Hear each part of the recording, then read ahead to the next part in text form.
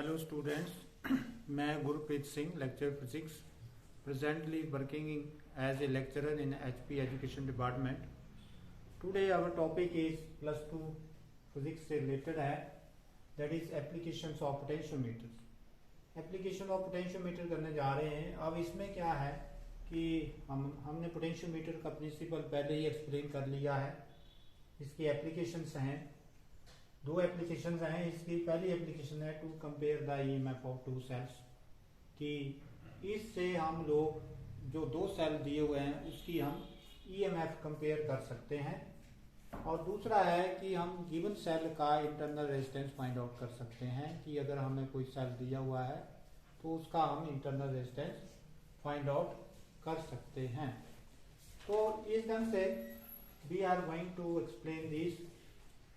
First of all to compare the EMF of two cells करने जा रहे हैं. हम क्या करते हैं कि हम पोटेंशियोमीटर लेते हैं. पोटेंशियोमीटर में हम लोग जैसे हमारे पास दो सेल हैं, एक सेल की ईएमएफ E1 है, दूसरे की E2 है. हमने ए एंड के ऊपर उसका पॉजिटिव टर्मिनल ए एंड से कनेक्ट किया, इसका positive terminal B A end से कनेक्ट किया, और नेगेटिव टर्मिनल जो है वो 3 वे की से कनेक्ट कर दिया. ये हमारी 3 वे की होती है, ये 1 ये 2 ये 3, तीन टर्मिनल होते हैं इसके 3 वे की में. तो इसमें हम लोग अगर हम इस 1 और 2 में अगर प्लग को इंसर्ट करते हैं तो सेल E1 सर्किट में आ जाता है, और अगर यहाँ से प्लग को हटा के 1 और 3 में इंसर्ट करते हैं तो सेल 2 सर्किट में आ जाता है. तो ये पहले वाला सर्किट ही है, इसमें कोई चेंज नहीं हुआ है. जो प्रिंसिपल में हमने यूज किया है वही वो है, सिर्फ यहाँ चेंज किया है इस सर्किट में. यहाँ हमने दो सेल लगा रही हैं जिसकी ईएमएफ E1 है, दूसरी की E2 है, और जो कि से कनेक्टेड है थ्रू गैल्वेनोमीटर और 3 वे की में. जब सेल E1 को सर्किट में लाना है तो इसमें प्लग 1 और 2 में हमने प्लग इंसर्ट करना है. जब 3 को लगाना है, दूसरे सेल को E2 को सर्किट में लाना है, तो यहाँ से प्लग निकाल के यहाँ पुट कर देना है. तो अब इसको करेंगे कैसे. First is to compare to compare the EMF of two cells. तो इसके लिए let us consider two cells of EMF E1 and E2.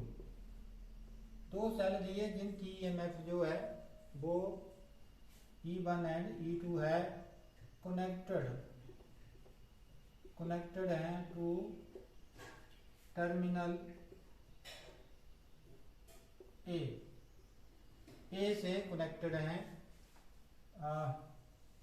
Whose ऐसे करना, हुज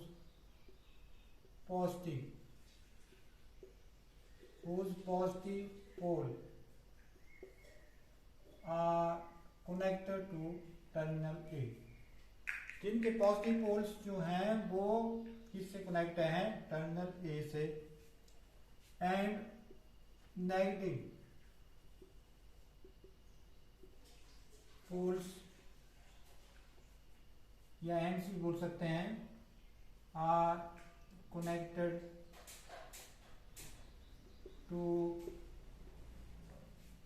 जो कि जे थ्रू गैल्वेनोमीटर जी एंड 3 वे की एज शोन इन फिगर. जैसे कि फिगर में बताया गया है.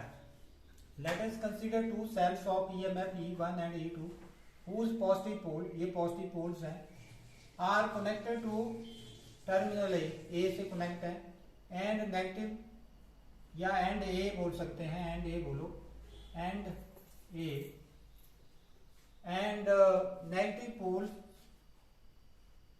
are connected to, ये negative poles हैं, are connected to जो कि है J तो गैल्वेनोमीटर G एंड 3 वे की, ये 3 वे की एज शोन इन फिगर, ये 3 वे की है. अंडरस्टैंड. अब हम क्या करेंगे, a driving battery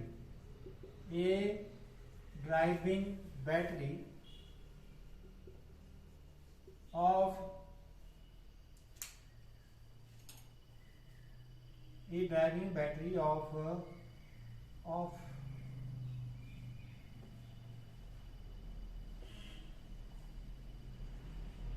EMF E and ammeter A,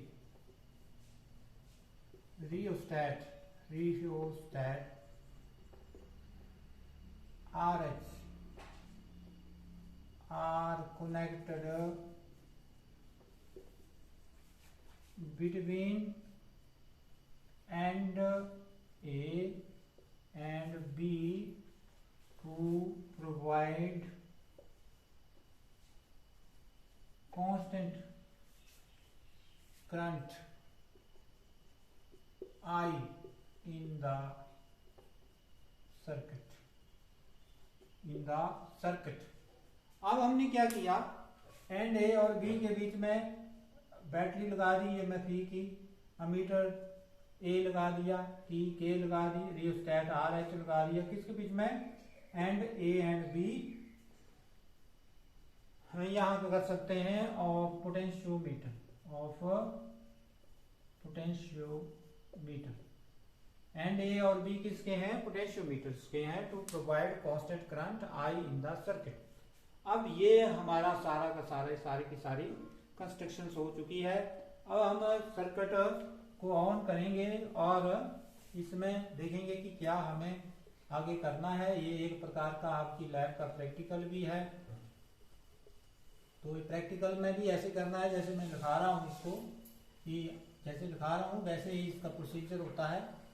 अब हम क्या करते हैं कि ये तो वायर लगी हुई है, अब हम क्या करते हैं कि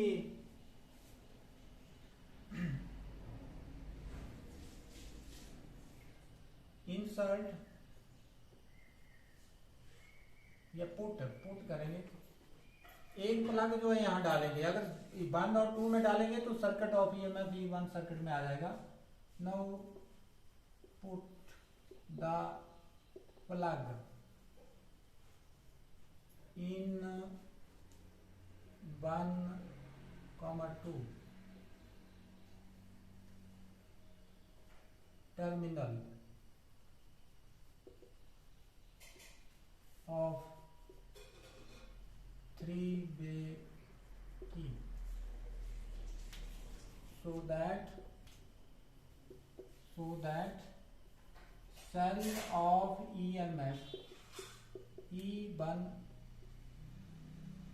comes into सर्किट में आ गया। अब ये ठीक है, यहां इसमें इंसर्ट किया, इसमें नहीं किया।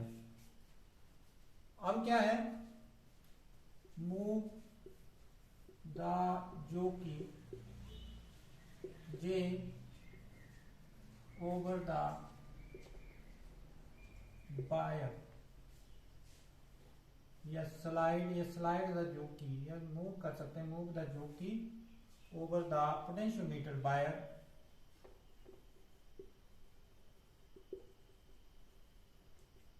पोटेंशियोमीटर वायर के ऊपर अब हमने जोकी को स्लाइड मूव करवाया है। अब जब हमने इसको मूव करवाया तो late AJ is equal to L1 is the balancing length for which galvanometer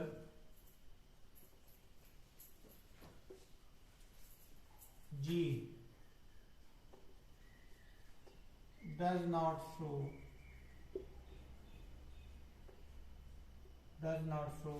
any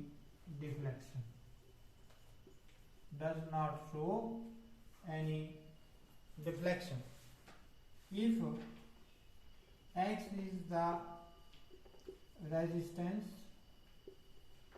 per unit length of potentiometer wire, potentiometer wire, अगर x जो है रेजिस्टेंस है per unit length of potentiometer wire,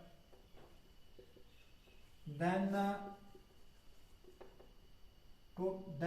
resistance of L1 का resistance क्या हो गया, L1x, ये resistance हो गया। अब देखो अकॉर्डिंग टू ओम्स लॉ क्या होगा, E, अब कितनी EMF है, E1, जैसे हमारा होता है ना B = IR, तो B क्या हुआ, यहाँ E1 हुआ, और I तो कांस्टेंट करंट I फ्लो कर ही रहा है इसमें, तो हमारे पास क्या हुआ, I × L1x, ये दिस इज इक्वेशन नंबर 1, ये पहला हो गया। अब क्या करेंगे, take out the plug from terminal 1 and 2, take out the plug from terminal 1 and 2 and insert, इसमें रखेंगे 1, 3, so cell of EMF E2 will come into circuit, वो सर्किट में आ जाएगा। अब इसके लिए हम मानते हैं कि सेम है इसमें, अभी late L2 is the balancing length for cell of EMF E2, then E2 is equal to L2x into I, वही B is equal to IR, B is equal to IR, IR क्या हुआ, L2x, क्या हुआ, L2x। Now divide equation 1/2, now divide equation 1/2, 1/2 से divide कर रहे हैं, तो E1/E2 is equal to L1, यहाँ I आया, L1x/I L2x,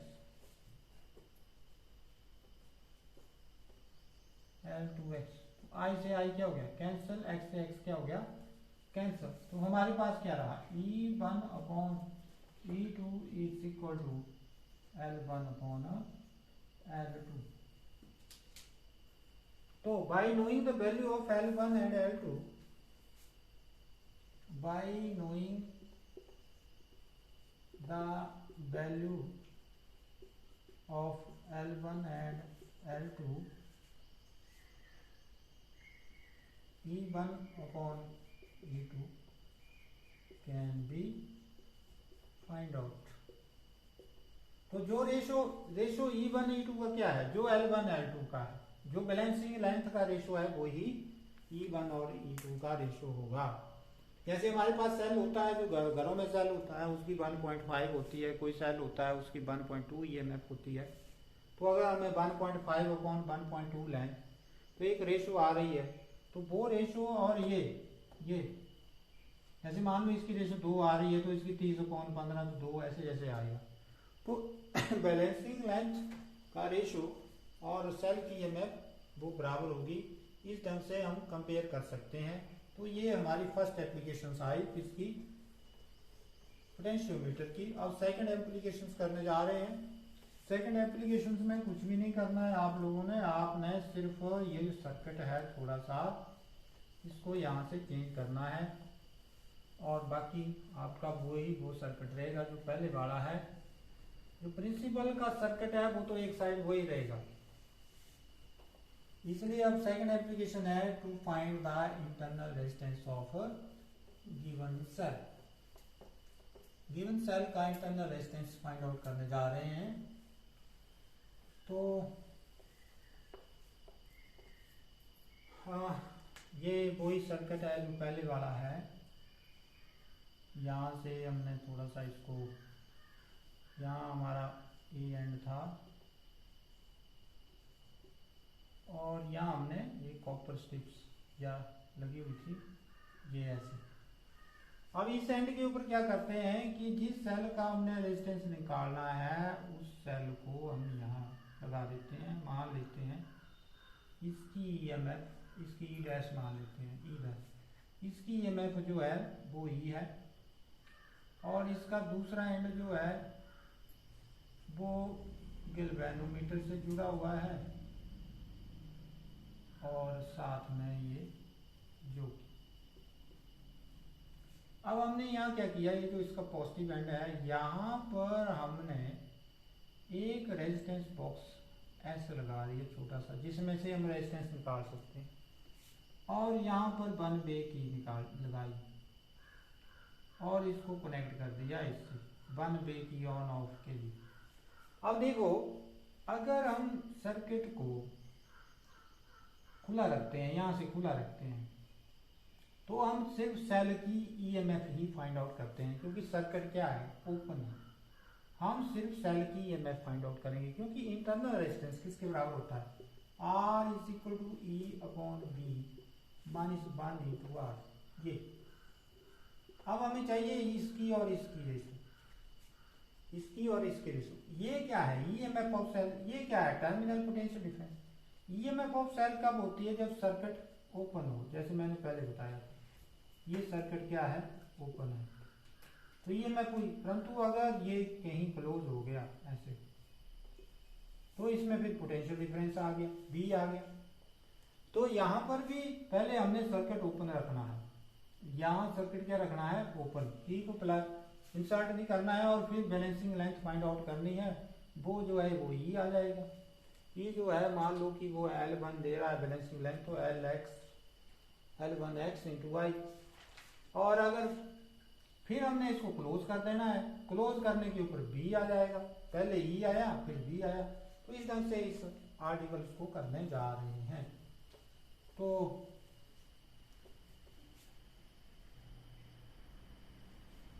second is to find the internal resistance of given cell, ये करने जा रहे हैं। तो इसके लिए consider a cell of EMF E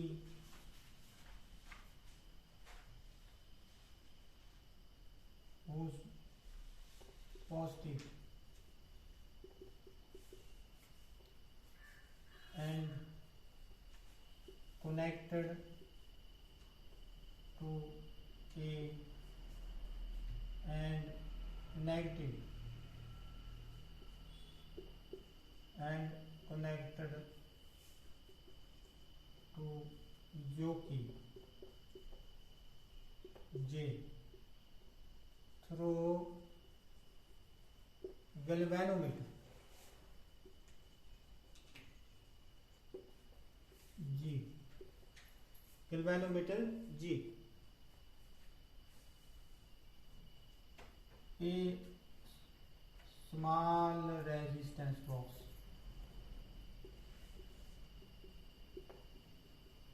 S and 1 bay key K is connected across positive and negative terminal of cell E, ये as shown, as shown। अब देखो ये हमने कर लिया। अब देखो इसको क्या करते हैं हम, पहले केस में हम प्लग को खुला रखते हैं। पहला केस, take out the plug from P K. Now move the jockey over the potentiometer wire.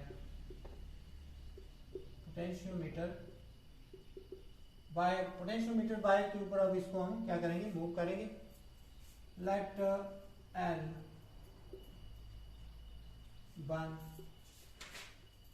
L1 is the balancing length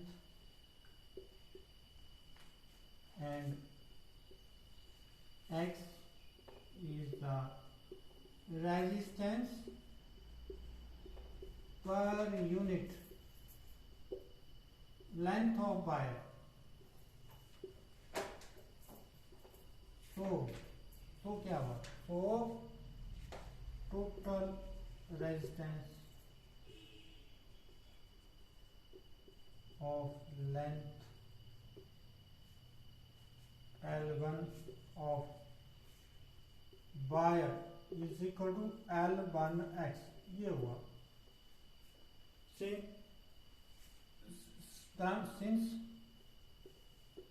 I is the constant current, I क्या है? Constant current है. So E is equal to I L1x जैसे पहले किया. Now this is question number 1. अब क्या करेंगे? Now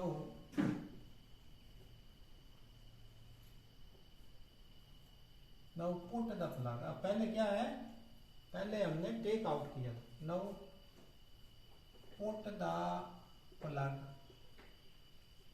इसमें पुट करेंगे इन की के में पुट करेंगे and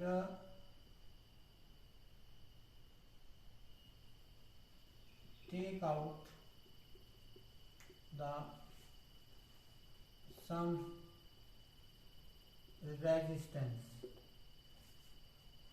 S from resistance box. अब क्या किया हमने?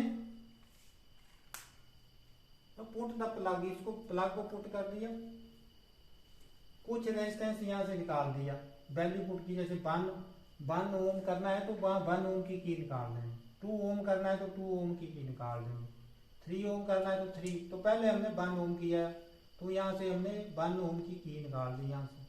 और ये जो की सर्किट है ये आपने क्लोज कर दिया. ये क्या कर दिया? क्लोज कर दिया. अब जब सर्किट क्लोज होता है तो सेल का टर्मिनल पोटेंशियल डिफरेंस होता है, और जब ओपन होता है तो सेल की ईएमएफ होती है. तो now put the plug in the key and take out some resistances from resistance box. Understand? अब यहाँ जो है हमारे पास आर क्या हो गया? एस. आर की वैल्यू आ गई एस. अब हम फिर इफ L2 इज द, अब हम बार बार में लिखेंगे क्योंकि जोकी को मूव करवाएंगे और बैलेंसिंग हम बोलेंगे कि if L2 is the balancing length,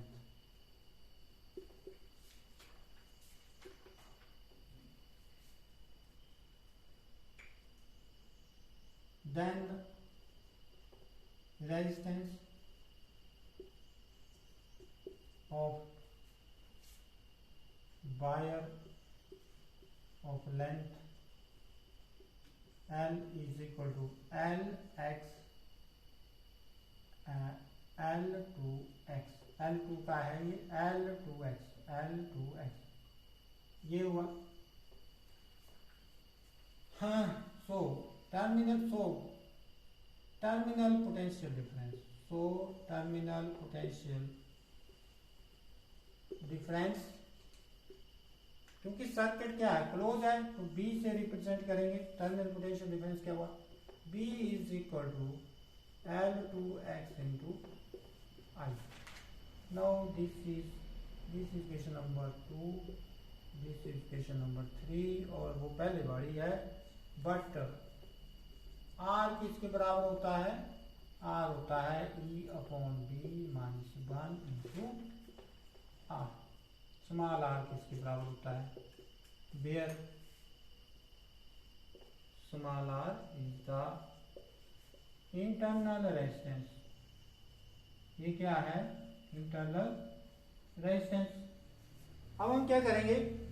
using question 1, 2, 3 and 4, using question 1, using question 1,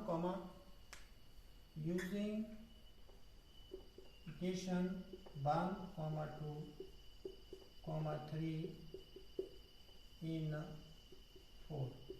4 में यूज करेंगे तो हमारे पास क्या है? R is equal to E क्या है? E है L1x और E2 क्या है? L2x माइनस 1 और R क्या है? S। x से x कैंसिल और L1 अपॉन L2 1s। तो इस ढंग से ये क्या है हमारा? Internal resistance. क्योंकि L1 और L2 क्या है? नोन है। S1 भी नोन है। Here L1, L2, S are known values। ठीक है, तो this is the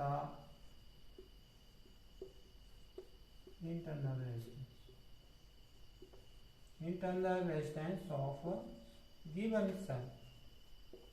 given cell का हमने इस ढंग से इंटरनल रेजिस्टेंस निकाल लिया।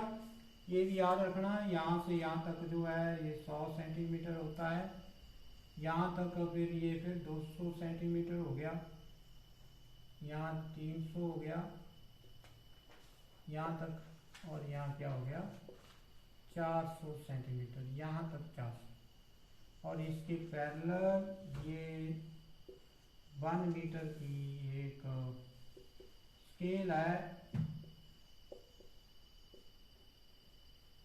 ठीक है, सेंटीमीटर में लिख रहे हैं हम, ये सेंटीमीटर में 100 सेंटीमीटर।